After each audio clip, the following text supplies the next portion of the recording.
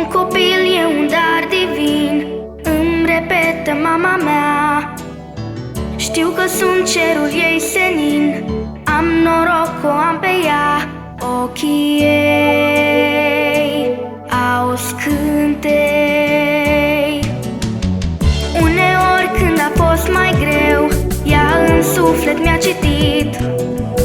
A topit tot necazul meu cu surusul ei vrăjit. Vreau să-ți spun